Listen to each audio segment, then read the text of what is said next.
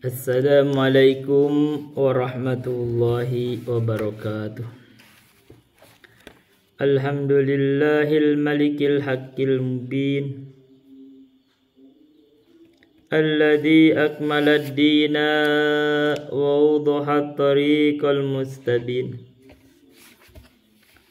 Wa asyhadu an la ilaha illallah wahdahu la syarika lah syahadatan yarjul muwahhidu bi an najata yaumaddin. Wa asyhadu anna Muhammadan abduhu wa rasuluh sayyidul anbiya'i wal mursalin wa ala alihi wa sahbihi wa man tabi'ahum bi ihsanin ila yaumiddin, amma ba'du. Hadirin rahimani wa rahimakumullah, para penyimak channel Mamat Rohimat, kita akan lanjutkan mengkaji kitab Al-Ghoyah wa Taqrib karya Abu Syuja Ahmad bin Al-Husaini bin Ahmad Al-Asfahani rahimahullah. Saya itu mencoba mendaftar kitab-kitab yang pernah saya hafal. Dan ada 12 kitab yang saya hafal. Ada sedikit yang memang masih berjalan, belum lengkap. Yang pertama adalah yang insya Allah kita akan kaji di dalam channel ini insya Allah satu persatu. Yang pertama adalah tentang manzilah jenjang penghambaan kita kepada Allah, yaitu as-sayr ilallah wa daril akhirah karya Syekh Abdurrahman bin Nasir As-Sa'di. Yang kedua, saya menghafal al-qaidah fiqhiyah wa dhawabitul fiqhiyah karya Syekh Abdurrahman bin Nasir As-Sa'di. Ada 44 bait syair yang berisi tentang kaidah-kaidah fikih. Jadi kalau kita paham kaidah fikih, ini kita belajar fikih. Ini kaidah fikihnya itu dikumpulkan masalah itu dengan kaidah. Jadi gampang tuh kalau memahami masalah. Yang ketiga, saya menghafal Al-Mandumah Az-Zamzami fi Ulumil Quran. Jadi nanti insya Allah kita bahas juga Ulumul Quran. Yang keempat adalah Al-Arjuzah Al-Miyah fi Dzikriha li Asyrafil Bariyah, tentang sejarah Nabi. Kita penting belajar sejarah Nabi, makanya saya hafalin. Yang kelima, tentang dosa-dosa besar. Kita harus tahu apa aja dosa-dosa besar di dalam Mandumah Al-Hajawi. Jadi insya Allah kita akan kaji. Yang keenam adalah Al-Haiyah Ibnu Abi Dawud tentang akidah. Itu hanya 33 bait, gampang. Yang ketujuh, ini kan semua tentang mandumah. Itu saya hafal rumus-rumus tentang syair-syair Arab. Jadi Miftahul Buhur. Mungkin kita akan sedikit perkenalkan Miftahul Buhur. Jadi supaya memudahkan kita di dalam mempelajari ilmu-ilmu Islam. Dan yang kedelapan, Safwatuz Zubad karya Ibnu Raslan Ar-Ramli. Ini saya baru hafal pendahuluannya, baru hafal tentang akidah. Di situ ada Muqaddimah fi Usuluddin tentang Kitabul Hajj dan Kitab Thaharah. Jadi belum lengkap yang ini. Karena rencananya ini yang akan dihafal. Bukan takrib ya, dalam fikih itu bukan ini yang bukan takrib rencana yang dihafal. Tapi ternyata takrib juga kalau dibaca-baca hafal juga tuh. Kadang-kadang gak niat pun. Yang kesembilan, Al-Aqidah karya Al-Aqidah yang uraikan oleh Qutaibah bin Sa'id, gurunya Imam Al-Bukhari. Ini sengaja saya hafal, jadi kita akan diulas. Yang ke-10 adalah Syarhus Sunnah Al-Muzani. Saya hafal Syarhus Sunnah Al-Muzani. Yang ke-11 Al-Arba'in An-Nawawiyah. Insyaallah ini diselesaikan. Dan kita akan belajar juga yang ke-12 Matan Ajurumiyah. Jadi saya fokus kepada yang dihafal dulu. Kedepannya jadi kita akan menguraikan kitab kita yang saya hafal aja dulu. Kenapa? Karena setelah saya perhatikan kitab-kitab yang saya hafal itu saya lebih kokoh dalam pemahaman. Jadi kalau kokoh pemahaman, kecenderungan kekeliruan lebih sedikit karena saya hafal, saya ulang baca-baca gitu mungkin ratusan kali. Ratusan kali kalau kitab yang dihafal diulang ratusan kali. Kita juga baca-baca ini, jadi itu ada mamlakah ilmiah yang lebih kokoh di dalam diri saya ya untuk kitab-kitab yang saya hafal. Jadi akan saya utamakan yang kitab yang saya hafal. Saya pernah menghafal Nadhum Imriti di dalam Nahwu, tapi lama gak diulang nih. Saya pernah menghafal Nadmul Maqsud dalam ilmu sorof, tapi saya lama juga nggak dihafal. Dan Matan Al-Baquniyah pernah hafal, belum keulang. Sorof Kailani gak selesai hafalannya. Alfiyah Ibnu Malik gak selesai. Al-Quran saya pernah hafal. Ya banyak yang ulang, saya sedang banyak yang nggak keulang, jadi sedang diulang hafalan. Tapi intinya kitab-kitab yang pernah dihafal itu kecenderungannya lebih kuat. Nah, Al-Quran itu saya pernah menghafal selama 16 tahun. Walaupun ada lupa.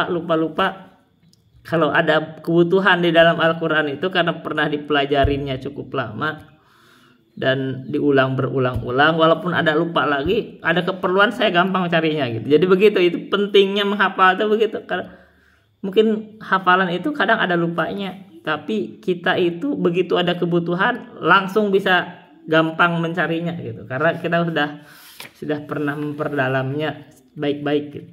Jadi kita akan fokus kepada kitab-kitab nanti yang dihafal. Ini takrib ini atau Al-Ghoyah wa Takrib saya nggak hafal, jadi kita milih yang belum dihafal dulu, justru nggak masalah. Kedepannya kita akan baca kitab-kitab yang utamakan yang saya hafal karena itu lebih kokoh di dalam pemahaman. Kita sekarang masuk ke Faslun Wasyara tentang Jumat. Wasyara itu wujubil jumu'ati sab'atu asya'a. Syarat kewajiban Jumat itu ada 7 perkara. Ini saya bolak-balik dari 2 kitab yang di sini. Baca, lihat nih. Yang pertama adalah al-islamu wal bulugu wal aklu wal huriyatu wal dhukuriyatu was-sihhatu wal istitanu. Yang pertama adalah Islam. Jadi kalau dia Islam wajib salat Jumat. Yang kedua ada al-bulugh, balik, telah sampai kepada usia balik. Yang ketiga adalah al-aqlu, berakal. Jadi kalau gila nggak wajib salat Jumat. Yang keempat adalah wal huriyatu, merdeka. Artinya kalau dia budak itu tidak wajib sholat karena dia di bawah kepemilikan tuannya. Yang kelima adalah wadzukuriyatu, laki-laki. Jadi kalau perempuan gak wajib sholat Jumat. Yang ke 6 wasihatu, sehat. Jadi kalau sakit itu dia tidak wajib sholat Jumat. Wal istito'anu, istiton. Istiton itu menetap di tempatnya. Artinya musafir itu nggak wajib sholat Jumat karena dia tidak istiton. Jadi kalau dia sedang musafir tidak wajib sholat Jumat. Jadi menetap. Menetap itu menetap. Istiton artinya menetap.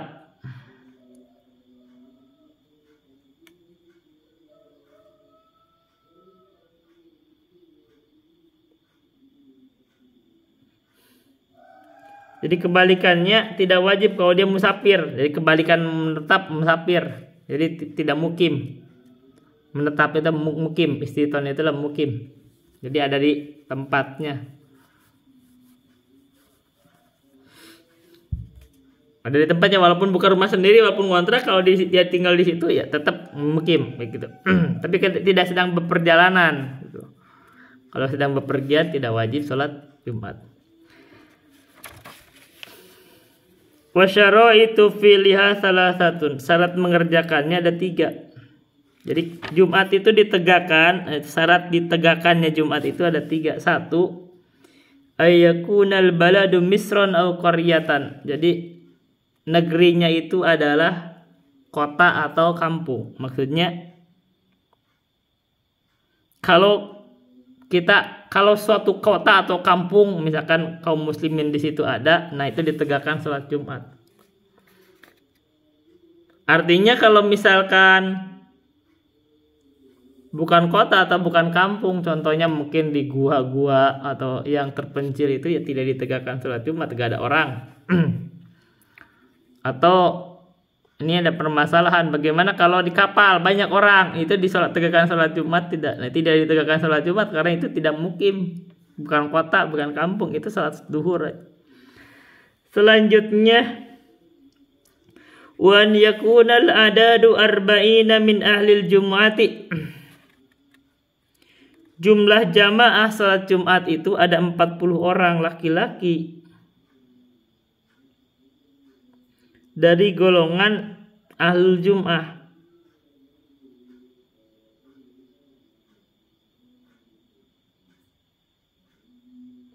Jadi ada laki-laki yang sudah balik merdeka, laki-laki balik merdeka berakal itu ada 40 orang dewasa.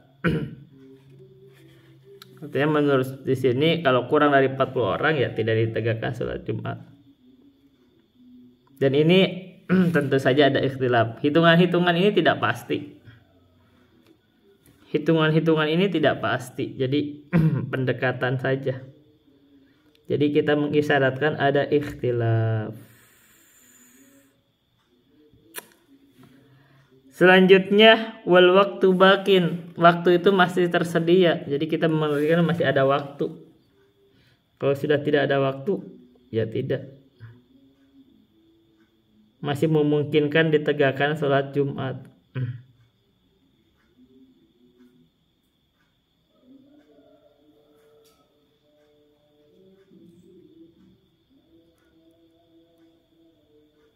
Jadi kalau kira-kira menegakkan sholat Jumat itu tidak sanggup, waktunya terlalu ini, ya tegakkan sholat duhur yang lebih cepat gitu kan. Kalau sholat duhur lebih cepat, tidak perlu ada khutbah segala macam.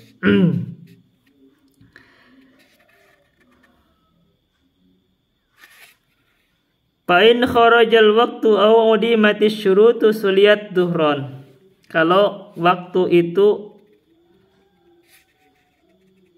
dikhawatirkan keluar, maksudnya sebentar lagi sudah mepet waktu duhur sudah mau habis, udimatis syurutu atau syarat-syaratnya ditegakkan sholat Jumat itu tidak ada, misalkan tadi seperti itu ternyata kita di kapal misalkan gitu kan tidak ditegakkan sholat Jumat, maka suliyat duhron itu dianggap kekeliruan. Guru kami mengomentari sekarang di kapal ditegakkan sholat Jumat terus gimana?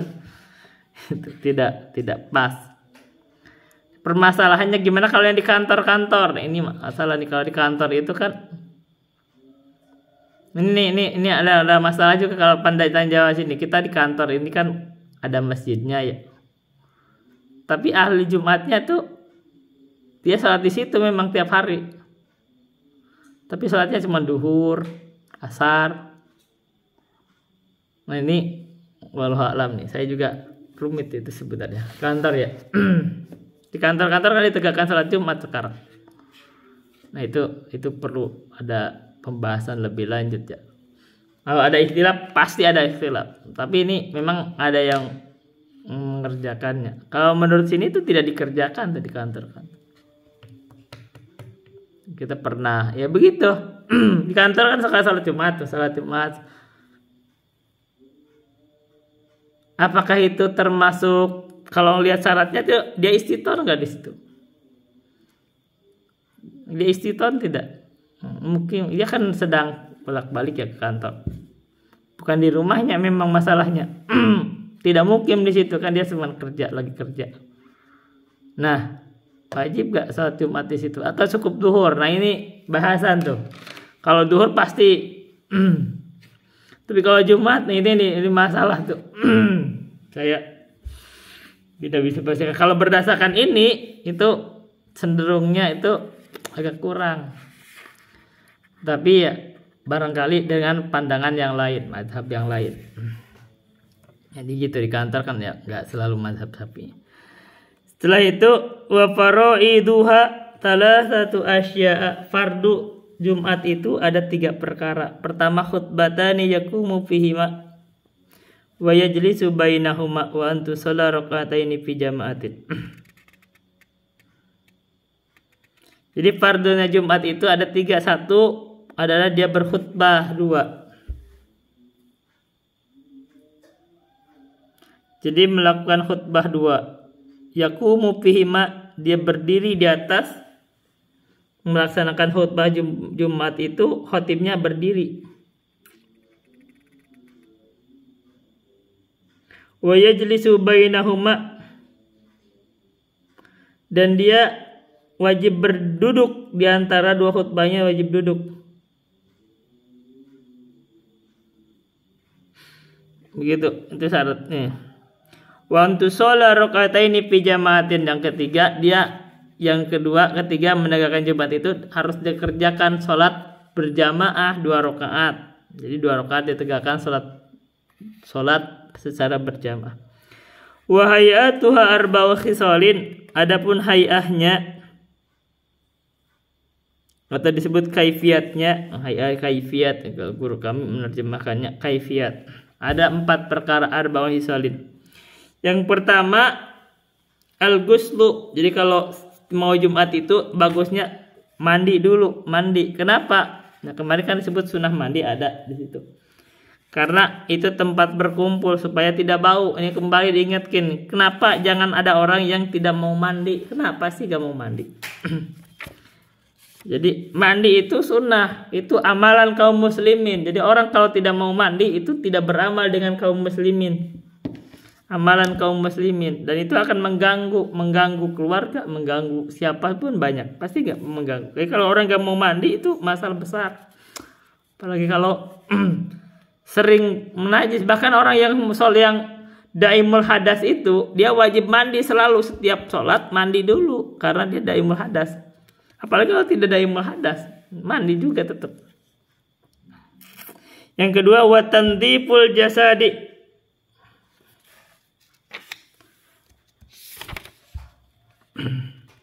Wa tandhiful jasadi, dia membersihkan badannya. Jadi badan itu harus bersih.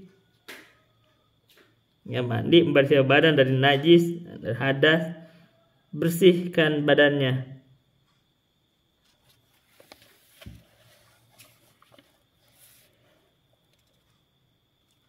Kenapa, gimana katanya? Dengan menghilangkan hal-hal yang bau. Yang bau-bau itu dihilangkan. Ini termasuk sunnah siwak. Jadi kalau dia habis makan makanan sesuatu yang menyengat itu, hilangkan tuh baunya.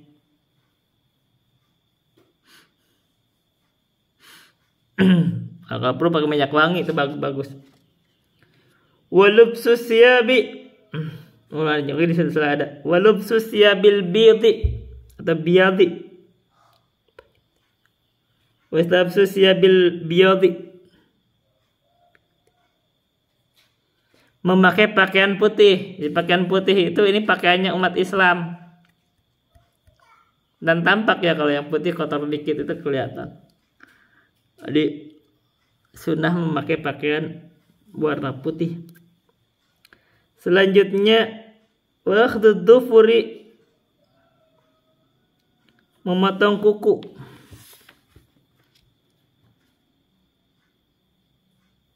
Memotong kuku. Atau menggunting kuku, iya memotong kuku. Jadi sunnah ketika tiap Jumat kita gunting kuku. Lagi ada masalah, ada baiknya kalau kuku itu digunting akan lebih sehat. Selanjutnya wattibi, memakai minyak wangi. Ini amalan kaum muslimin, lebih bagus pakai wangi dengan minyak wangi daripada bau apek misalnya begitu kan. Selanjutnya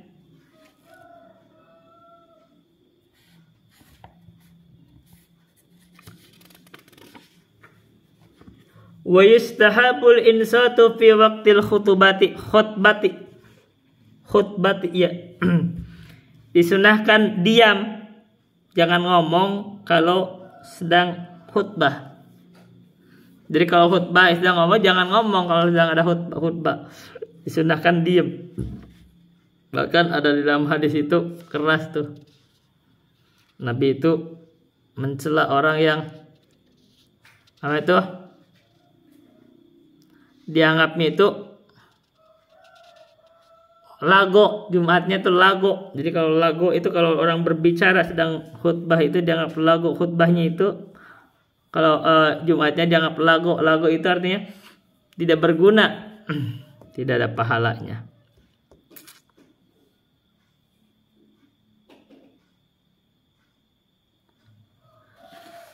Terus wa man dakhala wal imamu yaktubu sholat rakaataini khafifaitaini summa yajlisu. Kalau ada orang masuk masjid tapi imam sedang khutbah, dia sholat 2 rakaat khafifaitaini yang ringan, summa yajlisu, kemudian dia duduk. Dan ini dalam takrib kan begitu. Ini ada kiai mengatakan di sini ya, saya berselisih pendapat sama dia. Katanya di dalam kitab Minhajut Thalibin karya An-Nawawi, beliau berkata, Imam Nawawi justru mengharamkan orang kalau dia sholat kalau dia masuk masjid terus dia imam sudah berdiri sedang khutbah, haram sholat katanya bagi dia. Kata dia harus langsung duduk mendengarkan. Saya nggak suka tuh, gak sependapat itu. Dari mana? Bahkan ada di dalam hadisnya Nabi itu perintahkan untuk sholat 2 rakaat, dan ini sesuai dalam kitab takrib. Ini ada di dalam takrib. Kata dia, saya tidak perlu sebut namanya ya, direkam. Jadi saya berselisih ya, dia yang menghalangi saya dalam dakwah saya juga. Beliau itu yang senang membubarkan waktu saya ngaji, dibubarin jadinya. Yang rugi masyarakat. Beliau berkata begitu. Kalau Imam Nawawi katanya merajihkan, jadi kalau orang sedang khutbah imam dia masuk, itu haram tuh sholat itu 2 rakaat. Dia harus langsung duduk. Katanya ada di Minhajut Thalibin. Saya cari di Minhajut Thalibin nggak ada tuh. Jadi gimana, dari mana dia dapat? Saya cari di Minhajut Thalibin, saya nggak ketemu, saya nggak tahu. Andai kan ada Imam Nawawi berkata begitu, saya tidak mau nerima. Jadi saya salahkan Imam Nawawi. Kenapa? Karena itu menyelisih hadis Nabi. Dan ini tidak sesuai sama dengan takrib. Ini sudah ada lebih senior tuh dari Imam Nawawi. Dan saya lebih cenderung. Jadi nggak peduli saya. Andai kan memang Imam Nawawi berkata gitu, saya tidak terima. Jadi kenapa? Saya tidak mau ikut-ikutan walaupun imam tidak ikut-ikutan. Jadi nggak, kita begitu masalahnya. Jadi orang itu kalau sekedar baca-baca bingung sendiri karena nggak tahu kaidah fikih, nggak belajar hadis, nggak belajar apa. Jadi bingung sendiri kalau mendalam di dalam fikih. Oh, ada banyak pendapat, dia gak bisa memilih. Jadi kalau saya sih, saya bisa memilih. Jadi kalau andai kan benar Imam Nawawi berkata gitu, saya salahkan Imam Nawawi. Saya tidak mau ikuti. Saya ikuti ini. Tetap dia sholat 2 rakaat ringan. Dan saya tahu ada hadisnya itu. Saya tidak baca aja sekarang, gak apa-apa.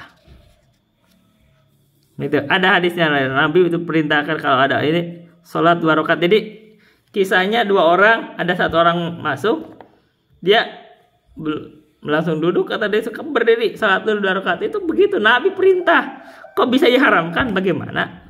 Itu kan salah jalan itu. Jadi dan harusnya mendengar itu tadi itu macam-macam. Kok bisa ini amalan Rasulullah, sunnah Rasulullah diharamkan? Itu kan keliru besar itu. Jadi tapi orang itu kan beda-beda ya. Kadang orang itu tipikal tidak mau menerima, masuk mungkin itu kesalahannya di sana, salah dia. Kenapa gak mau menerima? Mungkin ada kesombongan apa dari si gak mau menerima kan gitu. Itu kesalahan, salah dia sendiri gitu loh. Kenapa? Ada hadisnya ada, tahu di dalam ilmunya ada, tahu ada kitabnya ada, tapi nah itu kenapa dia tidak bisa memilih? Katanya ada di dalam Minhajut Thalibin. Saya cari juga kagak ada. Baik. Begitu ya. Jadi sunnah untuk sholat 2 rakaat, sholat aja. Jadi tapi ringan, jangan lama-lama. Sekarang kita ngebahas pada sholat Id. Wa sholatul idaini sunnatun muakkadatun wa hiya rak'atani yukabbiru fil ula sab'an siwa takbiratil ihrami. Sholat Id itu sunnah muakkadah. Nah, itu disebut termasuk ini. Salat Id itu termasuk salat sunnah yang ditekankan oleh Imam Al-Muzani. Katanya ini Rasulullah mensunahkan ada 5 salat. Satu adalah salat witir. Itu kita usahakan tiap malam itu salat witir walaupun cuma 1 rakaat. Yang kedua adalah 2 rakaat fajar. Jadi salat qobliyah subuh 2 rakaat. Yang ketiga adalah ini salat Idul Fitri sama Idul Adha. Yang keempat adalah salat khusufus syamsi wa khusufil qamar. Yang kelima adalah salat istisqa. Ini ditekankan Imam Al-Muzani menyebutkannya di dalam Syarh Sunnah Al-Muzani. Nah, di sini disebutnya salat Id. Nah, salat Id itu adalah sunnah muakkadah, kata Abu Syuja. Wa hiya rak'atani, itu dikerjakan 2 rakaat. Yukabbiru fil ula sab'an siwa takbiratil ihrami. Jadi ketika mengerjakan salat Id itu laksanakan 7 takbir di rakaat yang pertama selain takbiratul ihram. Jadi Allahu Akbar, takbiratul ihram sampai hari niat. Setelah itu takbir lagi 7 kali. Nah itu.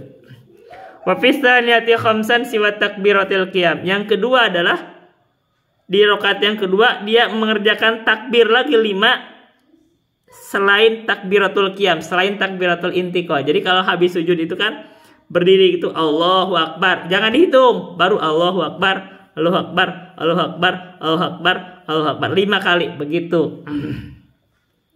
Nah itu tapi ini ceritakan nih. Ini kiai yang mengatakan khutbah sholat Jumat apa namanya itu tadi sholat sunnah Jumat katanya haram ini dikerjakan tuh, dan dia tuh ngerasa paling alim lah, udah paling hebat. Dia jadi imam tuh lupa tuh salat takbir itu lupa. Dia pernah jadi imam tuh lupa gitu. Artinya gimana ya, kita tuh sebenarnya jangan merasa paling alim. Jangan merasa paling alim dan terima aja kalau ada keliru-keliru. Jangan merasa paling alim. Dan orang itu beda-beda, ada kemampuan ilmu itu ada tambahan, ada yang kita tahu, kita nggak tahu, orang lain tahu. Jadi ada yang lebih bijak gitu, pandangan tuh gini. Dan kalau ada orang merasa berbeda pendapat sama dia, ya didengerin gitu loh, didengar itu. Karena bisa jadi itu lebih kuat. Ini contohnya kan argumentasi kita. Jadi kita itu jangan merasa lebih sempurna. Dan saya sih nggak peduli juga kalau saya salah gitu loh. Begitu. Saya sih nggak peduli, dia merasa saya hebat juga. Baca kitab masih salah. Saya di depan saya baca kitab masih salah, kalau merasa hebat gimana? Masih salah. Jadi saya juga nggak peduli orang mau merasa hebat, merasa apa. Kalau salah ya salah aja, saya nggak peduli juga. Gitu, saya nggak peduli. Kata saya bilang tadi, Imam Nawawi mengatakan haram sholat. Kalau dia imam bilang khutbah, ya haram 2 rakaat. Saya nggak peduli walaupun Imam Nawawi salah. Itu salah, itu nggak sesuai. Baik. Wa yaktubu ba'dahuma khutbataini yukabbiru fil ula 9 wa fi tsaniyati 7. Dan dia melakukan khutbah setelah salat. Jadi khutbah salat Id itu setelah salat, berarti kan. Setelah salat dulu baru khutbah. Nah, ada yang mengatakan tuh di zaman sahabat ya, ada yang mengganti itu, pengen khutbah dulu baru sholat, itu dibid'ahkan tuh. Kok bid'ah tuh? Enggak ada berjalan di amalan Rasulullah. Itu sholat dulu baru khutbah. Ba'da khutbataini, lakukan khutbah 2 rakaat. Yukabbiru fil ula 9 wa fi tsaniyati 7. Dan dia takbir dulu di khutbah yang pertama 9 kali, Yang keduanya 7 kali. Wa yukabbiru min ghurubi syamsi min lailatil idi illa an yadkhulal imamu fis salati. Dan dia takbir semenjak ghurubi syamsi, tenggelamnya matahari di malam Lailatul Id itu, illa an yadkhulal imamu fis salati, sampai imam itu masuk waktu ke dalam sholat. Jadi kita takbir Lailatul Id itu terus takbir sampai imam sholat, itu sholat id. Wa fil adha khalfas sholatil faraidi min subhi yaumi arafata ilal asri min akhiri ayyamit tasyriki thalathi. Dan di dalam sholat id itu, Idul Adha, kita takbir setiap selesai atau di belakang selesai sholat fardu dari subuh. Hari Arafah, hari apa? Hari Arafah itu adalah tanggal 10 Hijriah. Dari subuhnya hari tanggal 10 Hijriah kita setelah subuhnya kita takbir sampai hari asar min akhiri ayyamit tasyriki thalasi, sampai sampai setelah asar di hari tasyrik yang ketiga, berarti tanggal 13. Jadi dari tanggal 10 subuh sampai tanggal 13 asar itu kita takbir. Kita sekarang faslun salatul khusuf. Wa salatul khusufi sunnatun muakkadatun fa in fatat lam tuqda. Salat khusuf itu adalah sunnah muakkadah, sunnah yang ditekankan. Fa in fatat lam tuqda. Apabila waktunya telah berlalu, jadi selesai khusufnya, gerhananya selesai berakhir, maka tidak diqadha. Wa yusalli likusufi syamsi wa khusufil qamari rakaataini. Hendaknya dia itu yang mengerjakan salat itu, salat kusufi syamsi dan khusufil qamar itu salat 2 rakaat. Fi kulli rakaatin qiyamani yutilu al-qira'ata fihima. Wa ruku'ani yutilu tasbiha fihima duna sujudi. Jadi di dalam salat khusuf itu fi kulli rakaatin qiyamani. Di dalam 1 rakaat itu ada 2 berdiri. Maksudnya dia itu takbir, terus baca Quran, baca Fatihah, baca ayat, terus dia ruku. Terus dia i'tidal, baca lagi dia. Baca surat lagi. Nah, ini apakah baca Fatihah lagi ya? Ya itu masalah itu. Apakah perlu baca Fatihah lagi? Kalau baca Fatihah lagi gak masalah, aman. Kalau baca Fatihah lagi terus surat lagi apa? Jadi yang kedua bacaan, yang penting baca lagi. Jadi baca Fatihah lagi, baca surat lagi boleh begitu. Tapi lebih ringan dari yang pertama. Setelah itu dia ruku lagi, i'tidal, baru sujud. Begitu.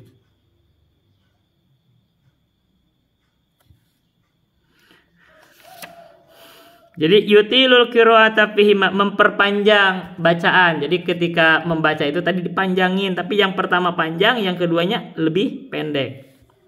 Wa ruku'ani yutilu tasbiha fihi. Ketika kita ruku itu diperpanjang itu tasbih. Dunas sujudi, tapi kalau sujud tidak diperpanjang. Jadi yang diperpanjang itu ketika berdirinya dan rukunya. Jadi itu prinsipnya, 1 rakaat itu dia ruku, baca panjang, habis itu ruku panjang tasbihnya, terus berdiri lagi, baca boleh Fatihah sama bacaan lagi panjang tapi lebih pendek dari yang pertama. Setelah dia ruku panjang rukunya tapi lebih pendek dari tasbihnya yang pertama. Setelah itu i'tidal, sujud, biasa sujud 2 kali, naik, begitu lagi 2 rakaat yang kedua begitu lebih panjang bacaan tapi lebih pendek dari rakaat yang sebelumnya itu bacaan. Terus ruku panjang tapi lebih pendek dari sebelumnya. Terus setelah itu dia berdiri lagi, bacaan lagi panjang tapi masih lebih pendek dari yang ketiga itu. Terus itu i'tidal, sujud ruku panjang lagi tasbihnya. Setelah tapi lebih pendek dari yang sebelumnya. Begitu aja, selalu lebih pendek. Habis itu i'tidal, sujud, terus sampai salam. Nah, begitu. Jadi yang membedakannya hanya setiap rakaat itu ada 2 ruku dan 2 kali berdiri dalam setiap rakaat. Bedanya cuma itu. Wa yaktubu ba'dahuma khutbataini, dan dia berkhutbah setelah melaksanakan 2 rakaat. 2 rakaat tapi 4 ruku. 2 rakaat 4 ruku. Dia melaksanakan khutbah 2 kali. Nah, ini selalu di mazhab Syafi'i itu khutbah itu 2 kali. Jadi selalu diinikannya dengan sholat Jumat, dan itu ada ikhtilaf. Kadang di mazhab lain itu ada ikhtilaf. Itu karena sholat Id aja di mazhab yang lain itu khutbah itu cuma sekali. Ini sekali. Jadi banyak yang sekali kok sebenarnya. Tapi di mazhab kita itu selalu 2 kali. Di mazhab Syafi'i itu selalu 2 kali. Wa yusiru fi kusufi syamsi wa yajharu fi khusufil qamari. Jadi kalau kusufi syamsi kan siang hari. Jadi kalau siang hari kita itu membacanya sir. Jadi tidak dikeraskan. Tapi ketika khusufil qamar malam hari berarti maka bacanya dikeraskan.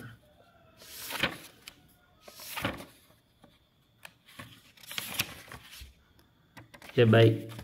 Itu saja dulu yang bisa saya sampaikan. Billahi taufiq wal hidayah. Assalamualaikum warahmatullahi wabarakatuh.